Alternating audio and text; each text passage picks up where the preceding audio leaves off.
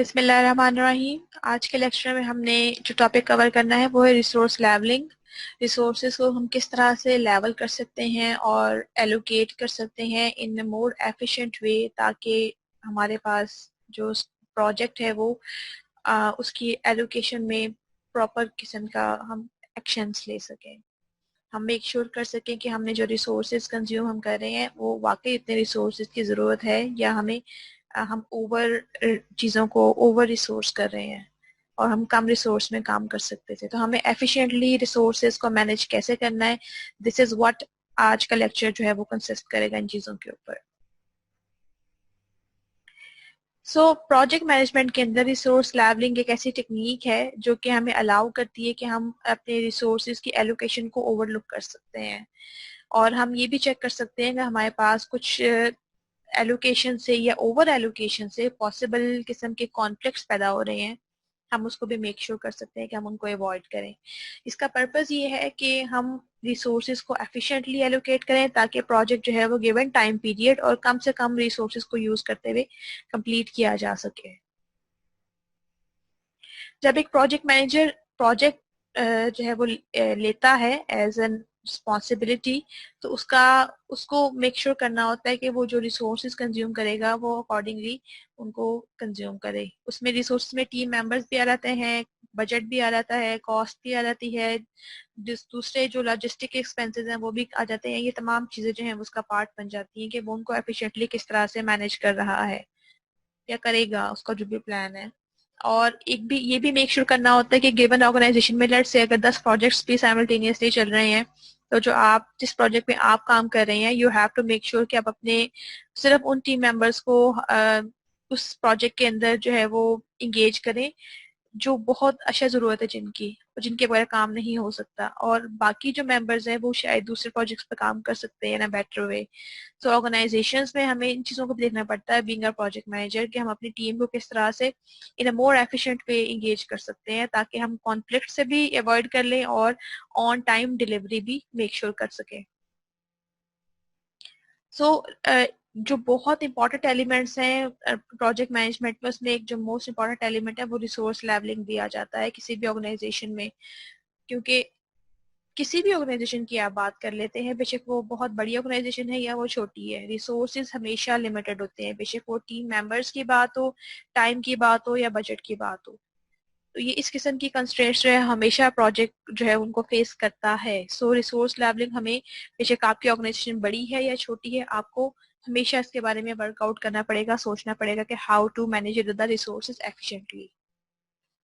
अगर efficiently manage नहीं किए जाएंगे तो ऑर्गेनाइजेशन जो है वो प्रॉब्लम फेस कर सकती है, क्योंकि हो सकता है कि कुछ जो प्रोजेक्ट्स हैं उसमें ओवर एलोकेशन हुई हो, और हो सकता है कि कुछ प्रोजेक्ट्स में अंडर एलोकेशन हुई हो। इसलिए we always keep on looking for these kind of issues if there are some kind of issues like that. अगर ऐसे सूरत हाल को हम केटर नहीं करते हैं, देन चांसेस आर कि हम किसी फाइनेंशियल रिस्क में अपनी ऑर्गेनाइजेशन को डाल सकते हैं। मींस हो सकता है कि उनको फाइनेंशियल लॉस हो जाए या इस किस्म के इश्यूज जो है वो उनको फेस करने पड़ जाए। सो एक एग्जांपल देखते हैं। लेट्स से अगर हमने कहा जी हमें रिसोर्स लेवलिंग करनी है, रिसोर्स लेवलिंग का मतलब ये है कि हम एफिशिएंटली चीजें मैनेज करनी है। नोट करें कि हमने यूज किया है वर्ड एफिशिएंटली हियर, ठीक है। तो लेट्स से अभी जो एफिशिएंटली वर्ड यूज किया है इसके अगेंस्ट आपके माइंड में ये चीजें हैं। बी का प्रोजेक्ट मैनेजर आप ऐसा करते हैं टीम मेंबर को काफी ज्यादा काम असाइन कर देते हैं ताकि आप इस चीज को मेक श्योर कर लें कि आपका प्रोजेक्ट जो है वो टाइम पे कंप्लीट हो जाए। Is it okay to do that? जी, एनीवन, क्या ख्याल है आपका? अब आप प्रोजेक्ट मैनेजर हैं, आपकी रिस्पॉन्सिबिलिटी है। अच्छा, हम अजान सुन लें फिर हम इसको दोबारा कंटिन्यू करते हैं, ठीक है? जस्ट 2 मिनट की हम ब्रेक ले रहे हैं यहाँ पे। So let's say we have this scenario, you are a project manager और यू आर कंसर्न्ड कि हमारा प्रोजेक्ट टाइम पे कंप्लीट हो। तो आपने एक टीम मेंबर को जो है वो काफी ज्यादा काम असाइन कर दिया, बिकॉज यू नो दैट कि वो रिस्पॉन्सिबल भी है और वो काम कंप्लीट कर लेता है। सो आपने उसको एक excessive amount of work assign कर दिया है। So what do you think about it? Is it okay? ठीक है कि हम डेडलाइंस को मीट कर लें?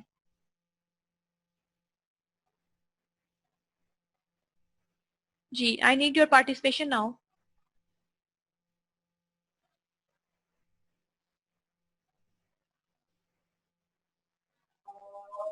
मैम यहाँ पे भी अभी आसान और क्वेश्चन रिपीट कर देते एक बार। क्वेश्चन ये है कि आप प्रोजेक्ट मैनेजर हैं और इस तरह से हुआ है जी कि मैम। आपको एक प्रोजेक्ट जो है वो कंप्लीट करवाना है, डेडलाइन का आपको कंसर्न है, तो यू वांट कि आपने एक टीम मेंबर को जो बहुत जिम्मेदार भी है, आपने उसे काम जरा एक्सेसिव अमाउंट में असाइन कर दिया, ज्यादा असाइन कर दिया है। तो ये जस्टिफाइड है, ठीक है, या इसमें कोई कंसर्न या प्रॉब्लम पेश आ सकती है? मैम अगर वो रिस्पॉन्सिव है टीम मेंबर तो वो कर लेगा, क्योंकि जो टीम का लीडर होगा वो उसको उतने काम असाइन कर जितना वो इजिली कर सकता है। लेकिन क्या ये जस्टिफाइड है कि हम एक टीम मेंबर को ओवरबर्डन कर दें? नहीं मैम, जस्टिफाइड तो नहीं है, क्योंकि जब भी फ्रूटफुल मिलेगा, मतलब जो भी उसका होगा प्रोजेक्ट से जो चीज आएगी सबको बराबर मिलना है, तो इसका मतलब ये है कि काम भी सबको बराबर ही प्रोवाइड किया जाए फिर। ठीक है, एक ये पॉइंट हो गया, लेकिन बीइंग अ प्रोजेक्ट मैनेजर आपको तो अल्टीमेटली प्रोजेक्ट कंप्लीट करवाना है, डेडलाइन मीट करनी है। सो इसके क्या पॉसिबल आउटकम्स हो सकते हैं अगर आप एक टीम मेंबर को ओवरबर्डन करते हैं? जस्टिफाइड तो नहीं है, लेकिन इसका और नुकसान क्या हो सकता है? What do you think? I want उसको और नुकसान कंट्रीब्यूशन मैम ऑफ ये है कि आप। एवरीवन, प्लीज आप सब लोग जरा बीच में कंट्रीब्यूट किया करें। इट इज इम्पोर्टेंट कि आप लोग अगर अपने दिमाग को इस्तेमाल करना शुरू कर दें, क्योंकि पेपर में इस किस्म के क्वेश्चन ही आएंगे। फिर आप लोग परेशान होंगे कि हमने आंसर तो लिख दिया था, नंबर क्यों नहीं आए, क्या हुआ, किस तरह से हुआ। तो अभी से जो है वो ट्राई टू गिव आंसर्स, ताकि हम डिस्कशन में एक दूसरे से सीखें। जी।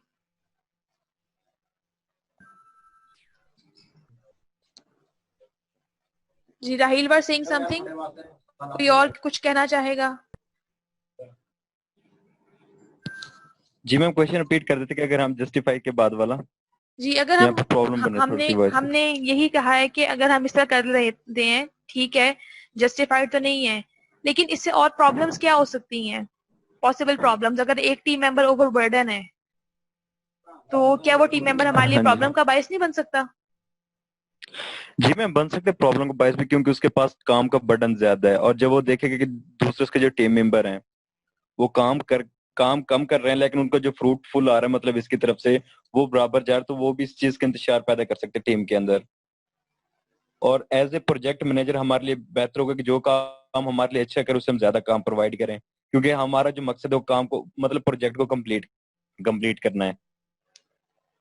जी, यहाँ पे अगर आप देखें, आपका मकसद ना सिर्फ प्रोजेक्ट को कंप्लीट करना है, लेकिन आपने जिंदगी में वो सिर्फ वन एंड ओनली काम नहीं करना है, आपने उस टीम से दोबारा काम भी लेना है। अगर आप एक टीम मेंबर जी को बिल्कुल मैम। ज्यादा काम असाइन करते जाएंगे, तो एक टाइम आएगा वो कहेगा कि यार, I I am the only one जो जरा काम कर रहा है, बाकी लोग जो है वो ऐश कर रहे हैं, आराम कर रहे हैं। सो वो मेंटली क्या करेगा? वो सोचेगा कि आई शुड स्टार्ट क्विटिंग और start moving and start looking for some other job, या मेरे पास मे बी बेटर अपॉर्चुनिटी है जहां में मैं ज्यादा ओवरबर्डन ना हूं, may be he will start looking for that, शायद। और और जी आप बिल्कुल as a ma'am. Result in the long run क्या होगा? आपको नुकसान होगा, जब आप एक हार्ड वर्किंग टीम मेंबर जो है वो नुकसान बहुत अल्टीमेटली बहुत फ्यूचर बड़ा में नुकसान होगा। टीम छोड़ जाएगा। ठीक है, तो ये बीइंग अ प्रोजेक्ट मैनेजर आपको सिर्फ अपना काम नहीं निकलवाना, ये नहीं कि आपने सिर्फ इससे एक ही प्रोजेक्ट कंप्लीट करवाना है, उसके बाद देखा जाएगा या कुछ हो जाएगा। आपको बीइंग अ प्रोजेक्ट मैनेजर हर चीज को मैनेज करना होता है कि आपकी फ्यूचर में जो प्रोजेक्ट है वो कौन करेगा, उसके बारे में क्या किया जाएगा। सो अगर आप इस सिनेरियो में उसको ज्यादा ओवरबर्डन करते हैं, काम तो शायद वो करना शुरू कर देगा बिकॉज ही इज रिस्पॉन्सिबल, लेकिन क्या होगा? Ultimately he will become tired, annoyed, और मे बी जो है वो इस तरह से जो है, अगर एक पर्सन एनॉयड है और वो दूसरों से लड़ झगड़ रहा है because he is not having better time, तो क्या होगा? उससे पूरे का पूरा जो टीम है वो अफेक्ट होगी, बिकॉज टीम में क्या होता है, हर पर्सन दूसरे से कनेक्टेड होता है। सो उसे हम कहते हैं, ये वाला एक फैक्टर है, इसे हम कहते हैं ज़ॉम्बी फैक्टर। यानी वो बाकी लोगों को भी खराब करना शुरू कर देगा, बिकॉज वो खुद जो है वो सेटिस्फाइड नहीं है, वो खुद जो है वो कंफर्टेबल नहीं है। वो बाकी लोगों को भी ऑटोमेटिकली, जानते बूझते नहीं, ऑटोमेटिकली, अननोइंगली, वो बाकी लोगों को भी जो है वो जो अनकंफर्टेबल टी का जोन है, वो बाकी सबको भी उसमें घसीट लेगा। इसे हम कहते हैं ज़ॉम्बी इफेक्ट। कि एक को प्रॉब्लम है, वो प्रॉब्लम बाकी पूरी टीम में जो है वो ट्रांसफर कर जाएगी, जस्ट लाइक अ डिजीज। ठीक है। सो इन चीजों से जो है वो हमें अवॉइड करना है, इसलिए हमें जरूरत होती है कि हम ऐसे इस वे में अपने रिसोर्सेज मैनेज करें कि हमें ये इस किस्म की जो प्रॉब्लम्स हैं, ज़ॉम्बी इफेक्ट्स हैं और जो एक टीम मेंबर को ओवरबर्डन करना, हम इन इश्यू से बच सके। हमें ये पता होना चाहिए कि कौन सा टीम मेंबर ओवरबर्डन है, कौन से टीम मेंबर्स ऐसे हैं जिनके पास टास्क कम है, काम कम है। तो हम एक लेवल पे करके चीजों को, यानी रिसोर्स लेवलिंग करें हम। This is what we are going to study today. कुछ सही फैक्टर्स हो गया हैं मैम। कुछ फैक्टर्स हैं जो इम्पोर्टेंट फैक्टर्स हैं रिसोर्स लेवलिंग के लिए। उसमें ये है कि projects that can be completed by using up all the resources which are available. ठीक है। दूसरा ये कि projects can be completed within the limited resources. ठीक है। दो यानी ऑप्शंस हैं। ये एक ऑप्शन ये है कि हम जितने भी हमारे पास रिसोर्सेज अवेलेबल हैं उसके अंदर अंदर ही बस प्रोजेक्ट कंप्लीट कर लें। दूसरी ऑप्शन ये है कि नहीं, हम लिमिटेड रिसोर्सेज जो है उन्हें कंज्यूम करें। तो ये बीइंग अ प्रोजेक्ट मैनेजर हमने इन चीजों को डिफाइन करना होता है, देखना होता है कि हमारे लिए ज्यादा सुटेबल रास्ता कौन सा होगा। सो जो प्रोजेक्ट्स जो हैं वो लिमिटेड रिसोर्सेज यूज करते हैं, उनके लिए ये भी पॉसिबिलिटी है कि हम उनको over the period of time जो है वो एक्सटेंड भी कर सकते हैं, यानी उनमें कुछ हम रिसोर्सेज उसमें ज्यादा अगर हमारे पास अवेलेबल हैं तो हम उनको यूज भी कर सकते हैं as per our requirement. This is what resource levelling is, कि हमें डिसीजन किस तरह से लेना है, हमें किस टाइम पे क्या डिसीजन लेना है, हमें किस टाइम पे किसी को ज्यादा काम देना है, हमें किस टाइम पे किसी को कम काम देना है। तो बीइंग अ प्रोजेक्ट मैनेजर आपको उन चीजों का ख्याल रखना पड़ता है। ठीक है। सो हमारे पास दो टाइप के रिसोर्सेज अवेलेबल होते हैं अगर हम प्रोजेक्ट मैनेजमेंट की बात करते हैं तो। एक हमारे पास है इंटेंजिबल रिसोर्सेज, यानी those resources which can not be touched, यानी वो हमारे पास सॉफ्ट स्किल बेस्ड रिसोर्सेज हैं। इंटेलेक्चुअल प्रॉपर्टी हो जाती है उसमें, प्रोसेसेस हो जाते हैं, स्किल्स हो जाते हैं, आइडियाज और टाइम्स, ये वो हमारे पास इंटेलेक्चुअल रिसोर्सेज हैं। दूसरे हमारे पास आ जाते हैं टैंजिबल रिसोर्सेज, उसके अंदर आपके पास एचआर आ जाता है, और इसके बाद आपके पास टीम मेंबर्स आ जाते हैं, आपके पास फाइनेंसेस आ जाते हैं, सॉफ्टवेयर आ जाता है आपका, मटेरियल मींस की यानी आपके लॉजिस्टिक्स भी हो सकती हैं, रियल स्टेट भी हो सकता है, प्रिंटिंग मटेरियल से लेके कोई भी चीज जिन चीजों को यूज करते हुए आप काम करें वो तमाम टेंजिबल चीजें, टच एबल चीजें हो सकती हैं। दो टाइप्स के रिसोर्सेज हैं जिनको आपने मैनेज करना है बीइंग अ प्रोजेक्ट मैनेजर। आपने ना सिर्फ आइडियाज, प्रोसेस, स्किल्स और टाइम को मैनेज करना है, बल्कि आपने जो हमारे पास टीम मेंबर्स हैं, सॉफ्टवेयर है, मटेरियल है, या आपके पास ऑफिस स्पेस है, या इवन प्रिंटिंग की जो फैसिलिटी है, आपने उसको भी मैनेज करना है। आपने ये नहीं करना है कि जिस क्योंकि ये ऑफिस की प्रॉपर्टी है तो हम इसको जितना मर्जी इस्तेमाल कर लें, it's all fine. So being a project manager you are responsible to manage all these resources. Different organisation जो है वो डिफरेंट टाइप की हायरार्की यूज करती है रिसोर्स लेवलिंग करने के लिए, डिफरेंट किस्म के स्ट्रक्चर्स डिफाइन कर लिए जाते हैं। तो वो स्ट्रक्चर्स कौन कौन से हैं, वो बेस करते हैं स्टेज के ऊपर, फेज के ऊपर, या टास्क डिलीवरी के ऊपर। ये जो तमाम चीजें हैं ये प्रोजेक्ट का स्कोप भी डिफाइन करती हैं और डिफरेंट किस्म के वेज भी फाइंड आउट करती हैं कि how to organise the task. या तो आप स्टेजेस में काम कर रहे हैं, या आप फेजेस में काम कर रहे हैं, या आप जो है वो टास्क या डिलीवरेबल की फॉर्म में काम कर रहे हैं। ये भी हो सकता है कि आप मल्टीपल इन सब चीजों के कॉम्बिनेशन को यूज करते हुए भी काम करें, कि आपने एक फेज के अंदर मल्टीपल डिलीवरेबल्स जो है वो प्रोड्यूस करने हैं। तो फिर हम ऐसा कुछ कर लेते हैं कि जी जो एक्स पर्सन है उसका काम यह है कि वो डिलीवरेबल ए और बी पे काम करे, जो वाई पर्सन है उसका काम ये है कि उसकी रिस्पॉन्सिबिलिटी ये है कि वो डिलीवरेबल सी और डी पे काम करे। यानी ये जो चीजें हैं ये they can become a basis for dividing the task and dividing the work of the project to the team. ठीक है। और इसका फायदा क्या होगा कि टास्क कंप्लीट करना या आपको रिसोर्सेज को प्रॉपरली डिस्ट्रीब्यूट करना आसान होगा। और in the level of resources required, like ये कुछ पैरामीटर्स ऐसे हैं जिनकी बेसिस पे आप ये चीजें जो है डिवाइड करते हैं। मसलन कुछ जो सीनियर लोग हैं उनकी एक्सपर्टीज ज्यादा है तो उनको उनकी सीनियरिटी के हिसाब से और उनके स्किल्स के हिसाब से या एक्सपीरियंस के हिसाब से काम असाइन किया जाता है। एक पर्सन जो कि अच्छा फ्रंट एंड डेवलपर है उसको आप फ्रंट एंड का काम ही देना चाहेंगे। एक पर्सन जो कि अच्छा प्रोग्रामर है उसके लिए आप कोडिंग और लॉजिस्टिक्स वाली जो चीजें हैं, लॉजिक वाली चीजें जो हैं, आप वो वही रखना चाहेंगे, उसको वही काम असाइन करना चाहेंगे। एक पर्सन जिसका जो है वो क्यूरीज और क्यूरी ऑप्टिमाइजेशन और ये तमाम स्किल्स अच्छे हैं, तो उसके लिए आप बैकएंड का काम जो है उसको प्रेफर करना चाहिए आपको। सो ये कुछ पैरामीटर्स जो हैं, ये जो आपने काम असाइन करने हैं टास्क के या फेज के या स्टेज के, ये डिपेंड करेंगे सीनियरिटी के ऊपर, एक्सपीरियंस के ऊपर या स्किल के ऊपर। कुछ और फैक्टर्स भी हो सकते हैं जिनको आप कंसिडर करना चाहें। So resource requirement for a project is always a variable, यानी हर प्रोजेक्ट टू प्रोजेक्ट ये चीज चेंज होगी, ठीक है।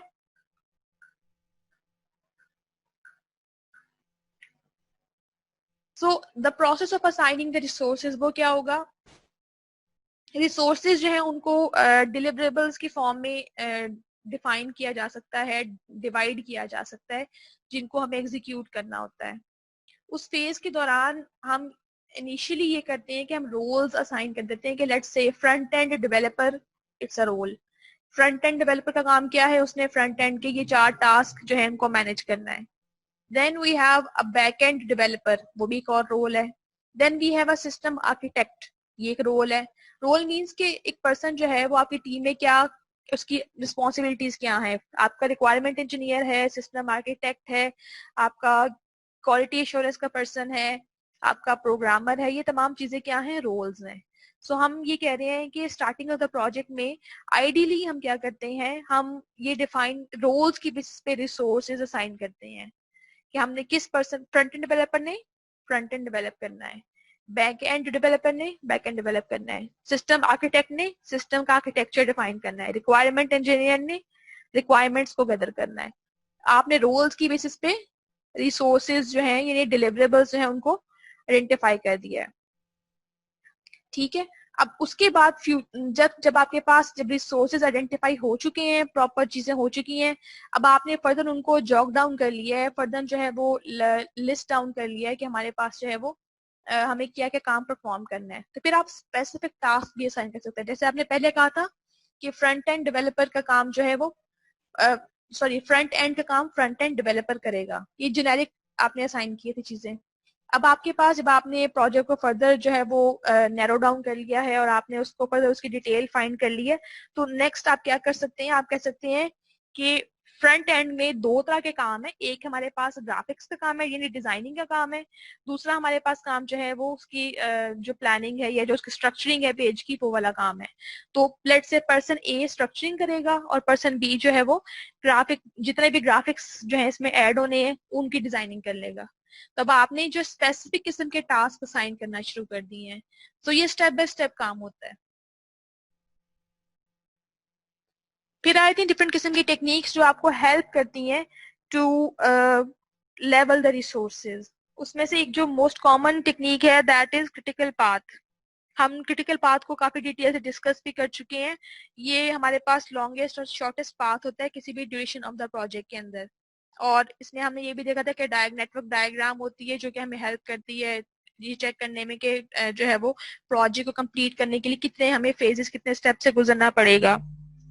होता ये है कि क्रिटिकल पाथ अगर आप डिफाइन कर लेते हैं और आप बना लेते हैं, उसमें आपको ये हेल्प मिल जाती है कि आपको पूरे का पूरा प्रोजेक्ट जो है वो एक डायग्राम की फॉर्म में, नेटवर्क डायग्राम की फॉर्म में नजर आ रहा होता है। और आप ये देख सकते हैं कि हमें किस स्टेप पे कौन से पर्सन को असाइन करना है कि वो ये काम कंप्लीट करे, ठीक है। अगर लेट्स से क्रिटिकल पाथ जो है वो आपके लिए हेल्पफुल साबित नहीं होता, दूसरी ऑप्शन क्या है कि आप फास्ट ट्रैकिंग यूज कर सकते हैं या आप क्रैशिंग कॉन्सेप्ट यूज कर सकते हैं अगर आपके पास चीजें जो है वो कवर अप नहीं हो रही। ये हमारे पास बैकअप प्लान्स होते हैं रिसोर्स लेवलिंग के लिए। अब फास्ट ट्रैकिंग क्या है, फास्ट ट्रैकिंग इज आप जो है वो जो क्रिटिकल पाथ के टास्क के सबसे पहले उनको परफॉर्म कर लेते हैं। यानी जो प्रोमिनेंट फीचर क्या है कि आपका काम जो है वो अभी कंप्लीट हो गया है, लेकिन पॉसिबिलिटी ये है कि आप रीवर्क जो कर रहे हैं वो शायद ज्यादा हो जाए। मींस कि आपके पास चांसेस ये हैं कि आपको दोबारा से काम परफॉर्म करना पड़े बिकॉज प्रोजेक्ट में चेंजेस एक्सपेक्टेड है, ठीक है। तो इसके अंदर हम क्या करते हैं, हम जो क्रिटिकल पाथ के टास्क हैं उनको पहले परफॉर्म कर लेते हैं। यानी सबसे यानी जो हाई प्रायोरिटी पे चीजें हैं, क्रिटिकल पाथ पे जो टास्क हैं, उसको सबसे पहले आप परफॉर्म कर लेते हैं, तो उसकी वजह से आपके पास थोड़ा टाइम बच जाता है कि आप नॉर्मल जो टास्क है उनको with the passage of time साथ साथ परफॉर्म करते जाएं। लेकिन इसमें फिर चांसेस क्या होते हैं, इसमें प्रॉब्लम क्या आती है, फिर चांसेस इज देयर कि आपको चीज़ों को बार बार चेंज करना पड़े, बिकॉज आपने क्रिटिकल पाथ कंप्लीट कर लिया है, उसके टास्क कंप्लीट कर लिए, पर आपने प्रॉपर ऑर्डर में कंप्लीट नहीं किया पूरा प्रोजेक्ट। ठीक है। सो दूसरी हमारे पास जो कॉन्सेप्ट है वो है क्रैशिंग। क्रैशिंग मीन्स के assigning the resources in addition to existing resources to get the work done faster, associated with the additional cost as labor, equipment, etc. आपको जब ये नजर आ रहा होता है कि you will not be able to complete the project well in time, तो आप ये करते हैं कुछ extra resources assign कर लेते हैं उन चीजों को या उन टास्क को जहां पे आपको लग रहा होता है कि ये जो है वो ऑलमोस्ट क्रैश होने लगे हैं और यहाँ पे जो है हमें और टाइम की या और बजट की जरूरत पड़ेगी या और एफर्ट की जरूरत पड़ेगी। तो आप एडिशनल रिसोर्सेज, वो कॉस्ट भी हो सकती है, आप उस उन चीजों का बजट एक्सीड कर देते हैं या उन टास्क का टाइम एक्सीड कर देते हैं, डेडलाइन एक्सटेंड कर देते हैं उनकी। और जो टास्क ऐसे हैं जो आपको लगता है कि उनमें हमारे पास क्रिटिकल इश्यूज नहीं है, उनका डेडलाइन या उनका टाइम जो है वो आप कम कर देते हैं। So this concept is called crashing.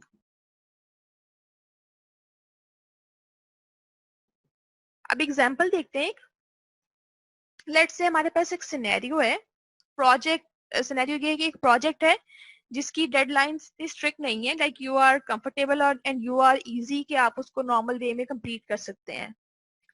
So let's से कि आपके पास सिर्फ एक ही सॉफ्टवेयर डेवलपर है जो कि 10 आवर्स पर डे काम कर रहा है एक प्रोजेक्ट के ऊपर, लेकिन प्रोजेक्ट की डेडलाइन जो है वो स्ट्रिक्ट नहीं है, ये नहीं लूज है, इतना ज्यादा कंपल्सरी नहीं है कि आप जो है उसको, डेडलाइन जो है बहुत हार्ड एंड फास्ट है। इस सिनेरियो के अंदर अब आप जिस कंडीशन में हैं कि आपके रिसोर्सेज जो है ना वो अंडर एलोकेटेड हैं। अंडर एलोकेटेड क्यों है? बिकॉज आपके टीम मेंबर जो है वो अवेलेबल है, टीम मेंबर्स जो है वो आपके बहुत कम है। क्यों कम है? एक ही टीम मेंबर है और वो 10 आवर्स पर डे काम कर रहा है, लेकिन अगर बेटर क्या हो सकता है कि आप यहाँ पे रिसोर्स लेवलिंग यूज करें, प्रोजेक्ट की ड्यूरेशन एक्सटेंड कर दें। हो सकता है कि अगर आप प्रोजेक्ट की ड्यूरेशन एक्सटेंड करें, बिकॉज आपके पास पॉसिबिलिटी है, क्योंकि आपके पास डेडलाइन स्ट्रिक्ट नहीं है और पर्सन एक ही है, तो आप अगर डेडलाइन जो है उसे फर्दर मूव कर दें, एक्सटेंड कर दें, तो हो सकता है वो पर्सन जो कि 10 आवर्स पर डे काम कर रहा था वो शायद 6 आवर्स पर डे काम कर ले। और ये करना पॉसिबल इसलिए भी है बिकॉज हमारे पास डेडलाइन बहुत ज्यादा स्ट्रिक्ट नहीं है। सो अगर डेडलाइन स्ट्रिक्ट नहीं है तो उस सूरत हाल में हमें जरूरत नहीं है कि हम जो है अपने वो प्रोग्रामर से जो है वो एक्सट्रीम लेवल का 10 घंटों का डेली काम लें। तो यहाँ पे रिसोर्स लेवलिंग क्या होगी कि आप प्रोजेक्ट की ड्यूरेशन को एक्सटेंड करें। सो ये डिसीजन लेना is called resource levelling in this scenario, ये जो हमने अभी डिस्कस किया है। अब अगेन इसी सिनेरियो में लेट्स से हम कहते हैं कि एक ओवर एलोकेटेड की एग्जांपल देख लेते हैं। वो क्या है? लेट्स से आपके पास जो चीजें हैं वो ओवर एलोकेटेड हैं। किस तरह से हैं? आपके पास जो है वो टीम मेंबर्स ज्यादा हैं, यानी ऑपोजिट काम हो गया अब आपके पास। तो उस सूरत हाल में फिर आप ये भी कर सकते हैं कि अपनी डेडलाइन जो है वो उसको जरा टाइट कर लें और खींच लें, बिकॉज आपके पास टीम मेंबर ज्यादा हैं और मोस्टली जो लोग हैं वो फ्री हैं, रिलैक्स हैं। सो उस सूरत हाल में आपको थोड़ा सा कॉम्प्रोमाइज करना पड़ेगा कि सब लोग जो है वो कुछ ना कुछ काम जरूर कर रहे हो। सो लेट्स से अब आप यू आर प्रोजेक्ट मैनेजर और आपने कुछ लोगों को असाइन किया है काम कि उन्होंने फेंस बिल्ड करनी है, ठीक है, और आपने उनका हमारे पास जो टाइम था वो 4 डेज का था, लेकिन आपको पता चला बीइंग अ प्रोजेक्ट मैनेजर कि it's not that much difficult task. So आप क्या कर सकते हैं? आप ये कर सकते हैं कि उसका जो टाइम पीरियड है वो उसको कहें कि नहीं, ओके फाइन, इसको सिर्फ आप जो है वो 2 डेज में कंप्लीट कर लें, because you have realise that कि आपने एक्स्ट्रा उनको टाइम ज्यादा ही फैसिलिटेट किया हुआ है, ज्यादा ही उनको रिलैक्स किया हुआ है। So being a project manager इन चीजों का हमें ख्याल रखना होता है कि हम जो है टीम को ना बहुत ज्यादा रिलैक्स करें, यानी उनको ओवर एलोकेटेड ना कर दें, ना ही उनको बहुत ज्यादा स्ट्रिक्टली अंडर एलोकेट कर दें रिसोर्सेज को। आपको जो है वो इन बिटवीन रहना होता है ताकि आपकी जो टीम जो है ना वो ओवर बर्डन हो ना वो अंडर बर्डन हो। ठीक है। सो इस सिनेरियो में आपके पास ये जो आपने कहा कि कोई फाइन को 2 days में कंप्लीट करें task because it is not that difficult, तो ये हो गया आपकी रिसोर्स लेवलिंग। हमने रिसोर्सेज को लेवल किया जो कि ओवर एलोकेटेड थे पहले।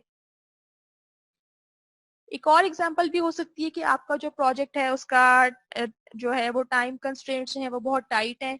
अब इस सूरत हाल में आप अपने प्रोजेक्ट की ड्यूरेशन को नहीं छेड़ सकते। पिछले में क्या था कि हम प्रोजेक्ट की ड्यूरेशन, हमारी डेडलाइन जो थी वो बहुत स्ट्रिक्ट नहीं थी। अब हमारे पास स्ट्रिक्ट डेडलाइंस हैं। अब now you can not adjust your project duration. So फिर रिसोर्स लेवलिंग कहाँ पे होगी? आप अपने टास्क को ऑर्गेनाइज करना शुरू कर दें, उनकी डिपेंडेंसीज माइंड में रखें, उनको प्रॉपरली मॉनिटर करें, उनको प्रॉपरली चेक करें। ठीक है। सो मेक श्योर कि आपके जो टास्क जिस सीक्वेंस में परफॉर्म होने हैं उसी सीक्वेंस में परफॉर्म हो रहे हैं। मेक श्योर कि कोई डिलेज नहीं आ रहे हैं। ठीक है। उस सूरत हाल में आपके पास जो ऑर्गेनाइजिंग द थिंग्स हैं, चीजों को ऑर्गेनाइज करना, चीजों को मैनेज करना, ये बहुत इंपॉर्टेंट हो जाएगा। ठीक है। और उसके बाद फिर आप रिसोर्सेज को रीएलोकेट भी कर सकते हैं। आप देख सकते हैं कि कौन से टास्क जो है उनमें ज्यादा प्रायोरिटी की जरूरत है, कौन से टास्क जो है वो अंडर एलोकेटेड नहीं है या ओवर एलोकेटेड नहीं है। इन चीजों को हमें देखना होता है। ठीक है। We can not afford over allocated या अंडर एलोकेटेड रिसोर्सेज। सो आज का जो हमारा लेक्चर था उसमें डिफरेंट किस्म के हमने लिंक्स जो थे एक्सप्लोर किए, तो उसमें से आप फर्दर जो स्टडी है उसके लिए आप इस लिंक को देख सकते हैं। It's a good read. अगर कोई क्वेश्चंस है तो प्लीज पूछें।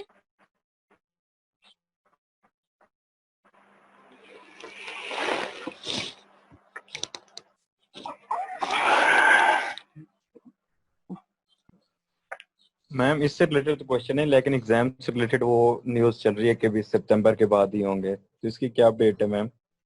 चांसेस हैं कि सितंबर में यूनिवर्सिटीज ओपन हो जाएंगी, सितंबर 15 को। तो उसके चांसेस बाद यही है। एग्जाम होंगे? जी उसके बाद ही होंगे क्योंकि मुझे लगता है हम तो अगस्त तक अपना सिलेबस कवर कर लेंगे इंशाल्लाह। और आपके तो अभी भी मेरे ख्याल में कुछ टॉपिक्स रह गए हैं। तो आपका मैम ऑलमोस्ट ये फिर कंप्लीट है सिलेबस। आपके 2 से 3 प्रॉब्लम, टॉपिक्स रह गए हैं। जी मैम ये तो प्रॉब्लमेटिक नहीं बनेगा क्या? एमफिल के लिए? क्योंकि एमफिल के एडमिशन भी स्टार्ट हो रहे हैं आगे, बेटा अगर आप तो ये एक साल बात तो करते जाया होगा फिर देखें, बच्चों का। आप ये देखें कि कितना कुछ ज़ाया हो चुका है। लोगों को सैलरीज नहीं मिल रही, लोगों को जो है फाइनेंशियल इश्यूज हैं, कुछ लोगों की लाइव्स जो हैं वो ज़ाया हो चुकी हैं। अब ये तो वो सूरत हाल थी जिसमें पूरी जी मैम। दुनिया है।